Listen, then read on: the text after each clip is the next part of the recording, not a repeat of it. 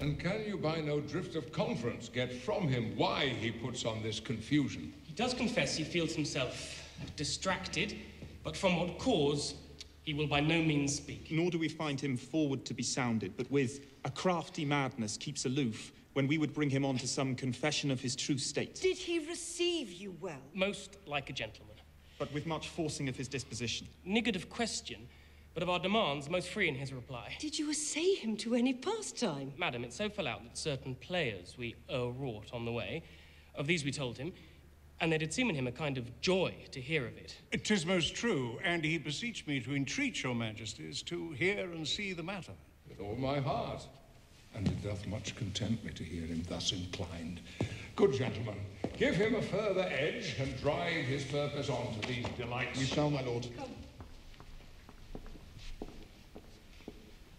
I have with quick determination thus set it down. He shall with speed to England. Happily the seas and countries different, with variable object, will expel this something settled matter in his heart, whereon his brains, still beating, puts him thus from fashion of himself. What think you want? It shall do well, but yet do I believe the origin and commencement of his grief sprung from neglected love. My lord, do as you please, but if you hold it fit, after the play, let his queen mother, all alone, entreat him to show his grief. Let her be round with him, and I'll be placed, so please you, in the ear of all their conference. If she find him not, to England send him, or confine him, where your wisdom best shall think. It shall be so. Madness in great ones must not unwatched go. Speak the speech, I pray you, as I pronounced it to you, trippingly on the tongue, but if you mouth it, as many of your players do, I had as lief the town crier spoke my lines. Nor do not soar the air too much with your hands thus, but use all gently. For in the very torrent, tempest, and, as I may say, the whirlwind of passion, you must acquire and beget a temperance that may give it smoothness. Oh, it offends me to the soul to hear a robustious, periwig-pated fellow tear a passion to tatters, to very rags, to split the ears of the groundlings, who for the most part are capable of nothing but inexplicable dumb shows and noise. I'd have such a fellow whipped for ordering termagant. It out-Herods Herod. Pray you avoid it. I warrant your honor. Be not too tame, neither, but let your own discretion be your tutor. Suit the action to the word to the action, with this special observance, that you o'erstep not the modesty of nature. For anything so overdone is from the purpose of playing, whose end, both at the first and last, was and is to hold, as 'twere, the mirror up to nature.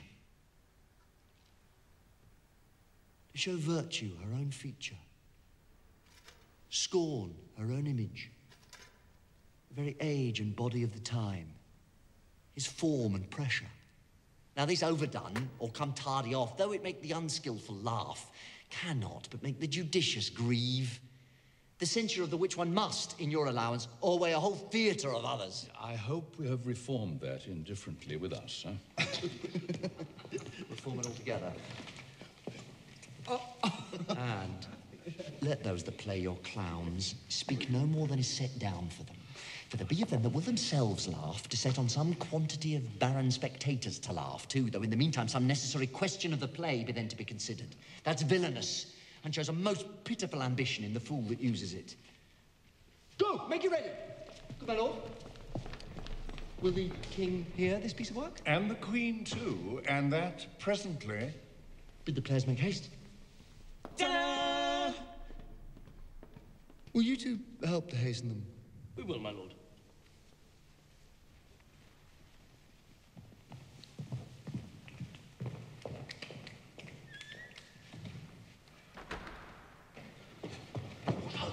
Horatio. Yes, sweet lord, at your service. Horatio, thou art e'en as just a man as e'er my conversation cope withal. My dear lord. Nay, do not think I flattered as thou hear. Since my dear soul was mistress of her choice, and could of men distinguish, her election hath sealed thee for herself. Give me that man that is not passion's slave, and I will wear him in my heart's core. I in my heart of heart, as I do thee. Something too much of this.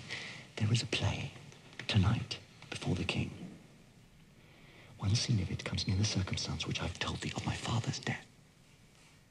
I prithee, when thou seest that act afoot, even with the very comment of thy soul, observe, mine uncle, if his occulted guilt do not itself unkennel in one speech. It is a damned ghost that we have seen, and my imaginations are as foul as Vulcan's smithy. Well, my lord, if he steal aught the whilst this play is playing and escape detecting, I will pay the theft. I come into the play. I must be idle. Get you a place.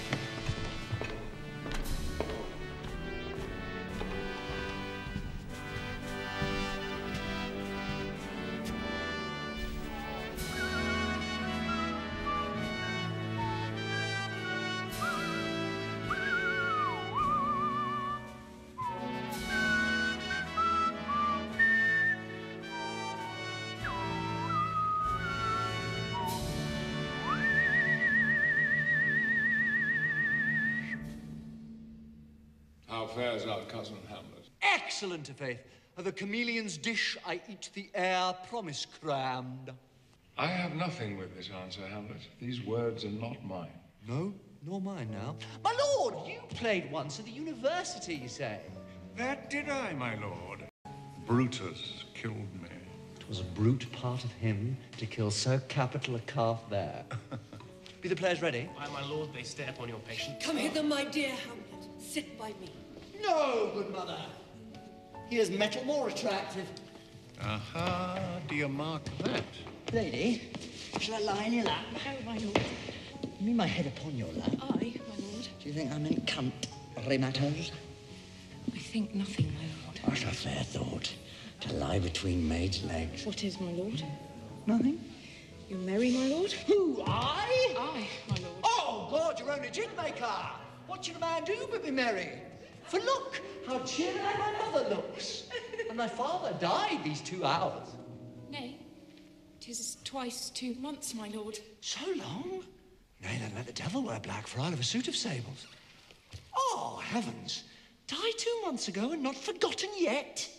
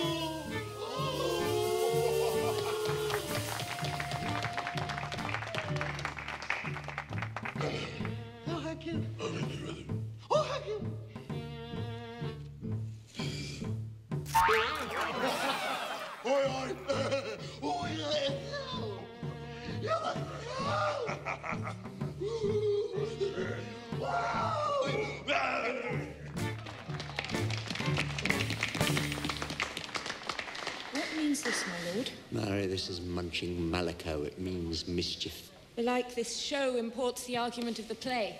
We shall know by this fellow. The players cannot keep counsel. They'll tell all. For us and for our tragedy, here stooping to your clemency, we beg your hearing patiently.